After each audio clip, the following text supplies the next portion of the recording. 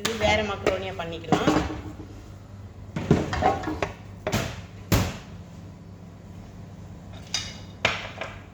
అసలు ఏంది ఇది వేయాలి ఎక్కువ దీంట్లో. బిస్మిల్లా. కొంచెండు జయ్యతన అయిపోయేమో పక్కకి వెళ్ళిపో. రెండు ఎంత కొట్టుకున్నాం. ముడగొట్టేసాను కొడగొట్టేసింది. இது கூட எலும்பு இல்லாத இந்த சிக்கன் பக்ஸன் பண்ணுறோமே அது மாதிரி சிக்கன் வித்தவுட் போன்ஸ் சிக்கனை இது மாதிரி சின்ன சின்ன பீஸாக கட் பண்ணிக்கலாம். பிஸ்மில்லா. இது வந்து white pasta.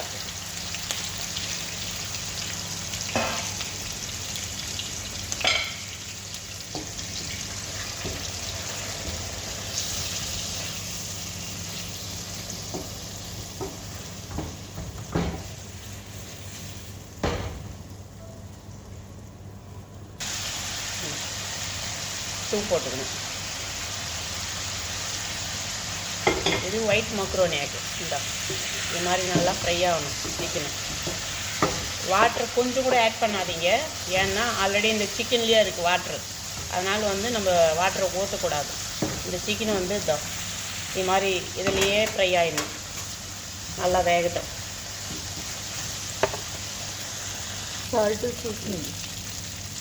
Salt ginger powder 1/2 spoon. இது ஒயிட் ஃப்ளவர் கோதுமை மாவு. பிஸ்மில்லா.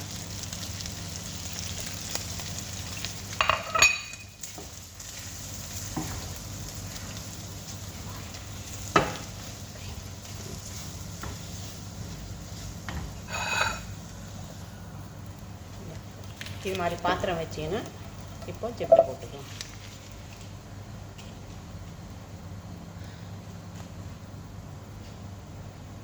கொஞ்சோண்டு ஜெய்யத்தன் ஆயில் போட்டுக்கலாம். பிஸ்மில்லா.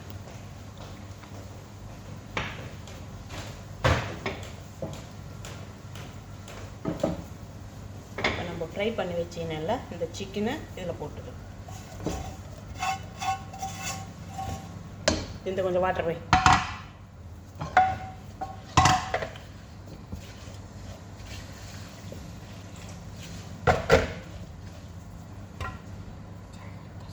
இன்னொன்று தான் படுப்போம்.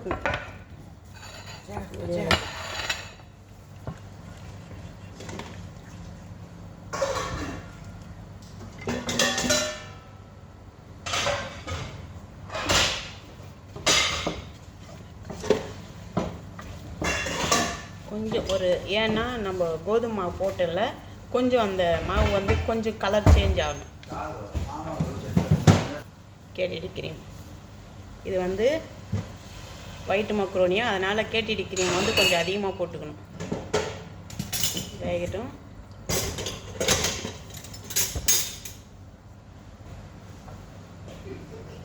இதில் கரம் மசாலாலாம் இருக்குது, அதனால் கொஞ்சம் ஹாட் வாட்டர் போட்டு இதை எல்லாம் மிக்ஸ் பண்ணிக்கலாம். பிஸ்மில்லா.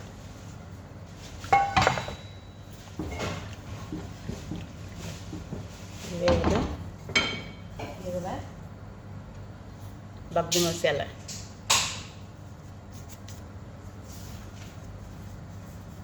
இப்படியே வேயாலே சால்ட் இருக்கா இல்லையான்னு டேஸ்ட் பார்த்துங்க. பிஸ்மில்லா.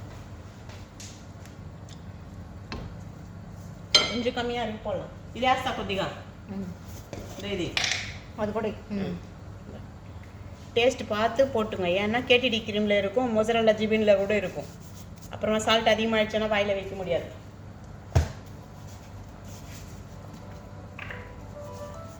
இதில் எல்லா கரம் மசாலா இருக்கும். இது 1 ஸ்பூனு நான் அப்படியே அளவாக போட்டுக்கிறேன். చాలా చూడు. కొంచెం మిరియాలు కూడా కూడా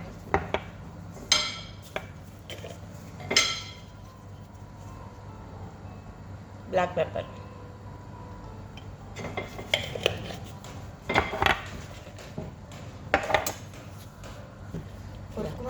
ஹாட் வாட்டர் கொஞ்சம் ஊற்றிக்கலாம். ஏன்னா இது கொஞ்சம் ஒரு 5 மினிட் இல்லைன்னா 10 மினிட் நல்லா பாயிலிங் ஆகணும். ஏன்னா நம்ம சிக்கன் ஆட் பண்ணியிருக்கிறோம், இந்த கேடிடி க்ரீமு, அப்புறமா கோதுமை மாவு பச்சை வாசனை இல்லாமல் கொஞ்சம் ஸ்மெல் போகிற வரைக்கும் ஒரு 5 மினிட் இல்லைன்னா 10 மினிட்.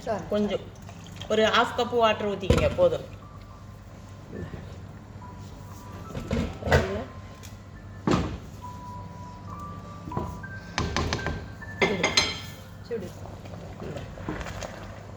பாயிலிங் ஆயிடுச்சு. இது வேறு மக்ரோனியா. நீங்கள் பார்த்தீங்களா, இது பெருசு பெருசாக இருக்குது. கொஞ்சோண்டு சால்ட்டு ஆயில் 2 ஸ்பூன் போட்டுட்டு பாயிலிங் பண்ணிக்கணும். இது மாதிரியே வாட்டர் எல்லாமே மிக்சர் பண்ணி வச்சுக்கலாம். நல்லா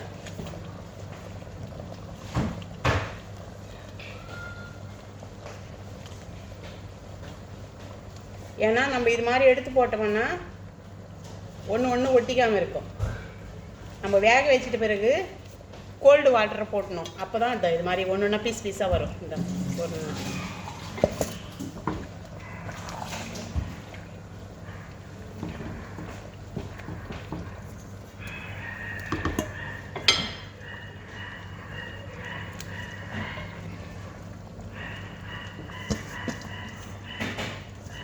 ஃபோனும்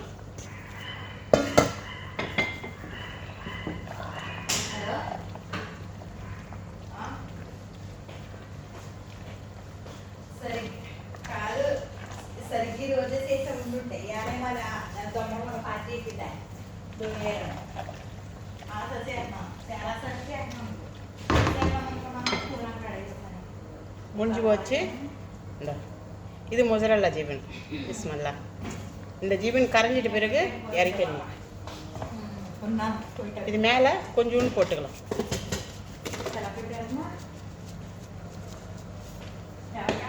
டேஸ்ட்டு சூப்பராக இருக்கும். நீங்கள் கூட ட்ரை பண்ணி பாருங்கள்.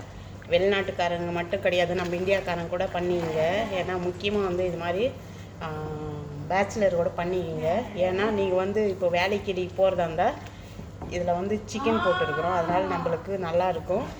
நீங்கள் குழம்பு பண்ணாத ஒரே ஐட்டம்ஸ் பண்ணிக்கணுன்னா இது மாதிரி மக்ரோனியா ட்ரை பண்ணி வச்சுங்க. நீங்கள் லஞ்ச் பேக் எடுத்துகிட்டு போகிறத கூட சிம்பிளாக ஈஸியாக இருக்கும். ஓகே, டேஸ்ட்டு சூப்பராக இருக்கும். நீங்கள் ட்ரை பண்ணி பாருங்கள். ஓகேவா? நான் சாப்பிட மாட்டேன், எனக்கு பிடிக்காது மக்ரோனியும். எனக்கு எப்பவுமே வந்து ஒயிட் ரைஸ் தான் பிடிக்கும். ஆனால் இது மாதிரி டமேட்டா மஜூன் போட்டோம்னா அது வேறு டேஸ்ட்டு வரும். இது வந்து ஒயிட்டு பார்த்தீங்களா எப்படி இருக்கோ. அவ்வளோதான், முடிஞ்சிச்சு. இப்போ நம்ம வேறு தட்டில் மாற்றிக்கலாம். பார்த்தியா பாம்பு மாதிரி எப்படி வருது, பார்த்தியா முடிஞ்சிச்சு. இப்போ வேறு பவுலில் போட்டுடலாம்.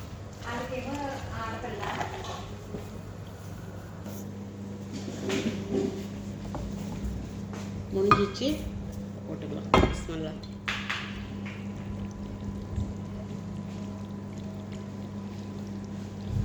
கழுது காடி பிளேட் எடுத்துக்கிறேன். எப்படி வந்துச்சு பார்த்தீங்களா? சூப்பராக வந்துச்சு. அதனால் நீங்கள் ட்ரை பண்ணி பாருங்கள்.